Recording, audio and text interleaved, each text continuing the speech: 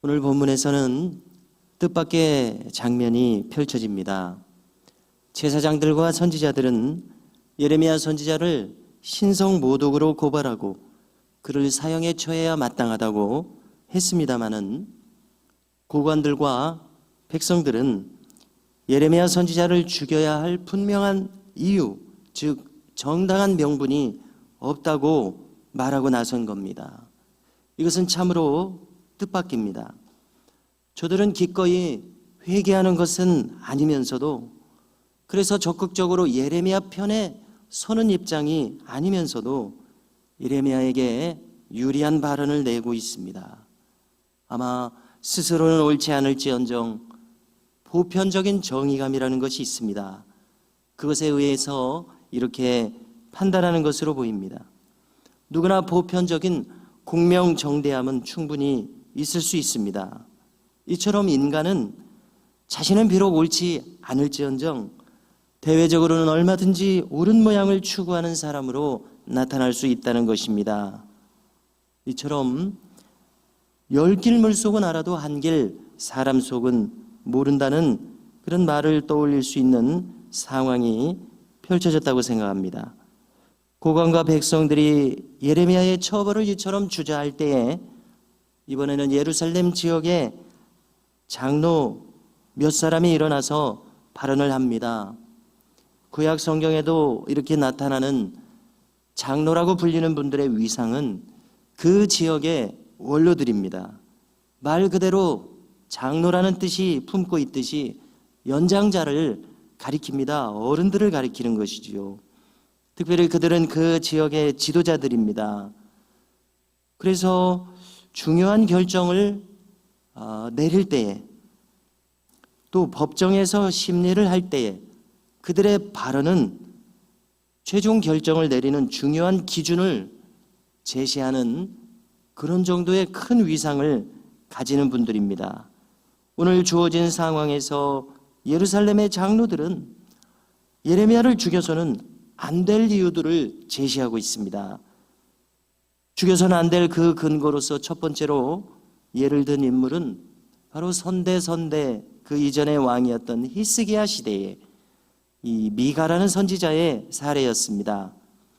히스기야 왕과 이 요시야 왕, 또 여호사밧 왕 등은 유다 왕국에서 몇 안 되는 경건한 왕들이었습니다마는 이 역설적인 것은 그처럼 경건한 왕 히스기야로부터 그의 슬하에서 참으로 대표적으로 불교 경건한 왕 므낫세가 나왔다는 점입니다. 아무튼 이 미가라는 선지자도 유다가 받을 심판에 대해서 경고했었습니다. 그러나 하나님 여호와의 이름으로 경고하기를 시온은 장차, 시온은 예루살렘을 가리키죠. 밭과 같은 경작지가 될 것이다. 또 예루살렘은 돌무더기가 될 것이다. 성전산은 여느 산당의 숲처럼 변할 것이다. 이렇게 경고했습니다. 만일 이렇게 된다면 전쟁의 참화에 의해서 이처럼 몰락하게 될 것 아닙니까? 심판을 경고한 것입니다.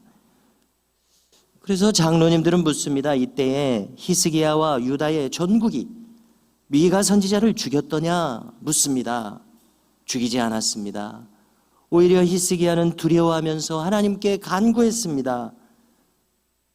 그가 하나님께 돌이켰을 때에 그때 하나님은 이 심판의 뜻을 돌이키셨습니다. 장로들은 이 사례를 언급하면서 만일 우리가 이 시대에 예레미야 선지자를 죽이게 된다면 우리 스스로의 생명을 해치는 결과가 될 것이다. 이렇게 우려하는 의견을 낸 것입니다. 중요한 의사결정이나 재판의 향방을 좌우할 만한 장로들의 발언이 이와 같으므로 재판의 판세는 이미 예레미야를 살리는 편으로 기울어지기 시작했다고 봐야 할 것입니다. 장로들의 예시는 여기서 그치지 않았습니다. 여호와 하나님의 이름으로 예언했던 또 다른 사람을 거론하는데 그는 기럇 여아림 스마야의 아들 우리야였습니다.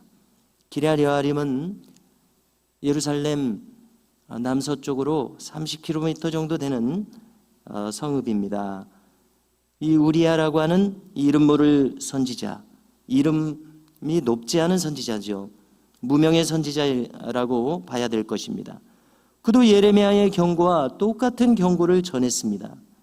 바로 지금 다스리고 있는 왕 여호야김에 의해서 체포령이 내려졌습니다. 그래서 이에 두려워하여 애굽으로 피신을 갔습니다마는, 그러나 여호야김은 그를 내버려 두지 않고 군사를 보내서 그를 체포해 왔습니다. 그리고 마침내 결국은 그를 처형했다는 것입니다. 그래서 장로님들이 이러한 예를 든 것은 히스기야의 경우와 비교하기 위해서입니다. 그래서 장로들의 입장은 히스기야 때처럼 하나님께 돌이켜서 심판을 면하는 것이 옳지 않느냐, 이러한 입장이었던 것이죠. 이에 유력한 인물을 거론합니다. 아마 이 예루살렘의 원로이자 장로로서 역할을 했던 이 몇 사람의 장로들 중에 한 사람이었던 것 같습니다. 사반의 아들 아히감이 예레미야를 보호하고 나섭니다. 그가 주도하여 예레미야를 백성들의 손에 내주지 않았습니다. 지금 이 자리에서 내준다면 돌로 쳐서 죽임을 당했을 것입니다. 이 아히감이라고 하는 인물은 유명한 인물은 물론 아닙니다. 앞에 성경 앞의 내용에서 보면은 선대왕 요시야의 시대에 활약했던 선지자였습니다. 그는 요시야가 율법책을 발견하고서 여선지자 훌다에게 이것이 하나님의 뜻인지를 물었을 때에 보냈었던 5명의 선지자 중에 한 사람이라는 것입니다. 부패한 이스라엘의 지도자들 중에서도 이처럼 아직 신앙을 따라서 행하는 원로들도 있었던 것을 알 수 있습니다.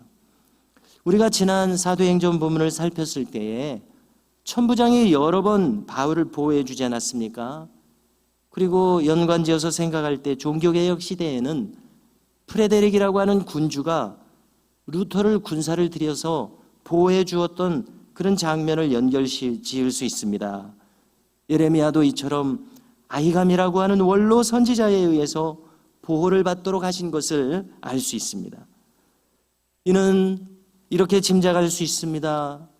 이 풍전등화의 멸망의 길을 지났는 유다와 예루살렘에 있어서 예레미야에게 아직 선포할 사명이 있기에 그의 목숨을 거두지 않으시고 그를 보호하여 살며 하나님의 뜻을 대언하도록 하시려는 그러한 뜻이 있지 않을까 이리 짐작하게 됩니다. 우리도 흔히 사명은 곧 생명이라는 말이 있지 않습니까? 이것을 우리에게 대입해 본다면은 우리도 아직 이 땅에 살면서 우리로 하여금 하고자 하실 하나님의 뜻을 이루게 하시는 크고 작은 사명들 우리에게 있을 것입니다. 이러한 남은 사명이 있기 때문에 오늘까지 우리의 생명을 연장하여 주셨으리라 이렇게 생각하게 됩니다. 그러므로 오늘도 우리에게 이 일생을 살도록 하신 하나님의 깊으신 뜻을 헤아리며 그 뜻을 받들어 이루어 드릴 수 있는 놀라운 은혜가 오늘도 우리에게 있기를 간절히 소망합니다.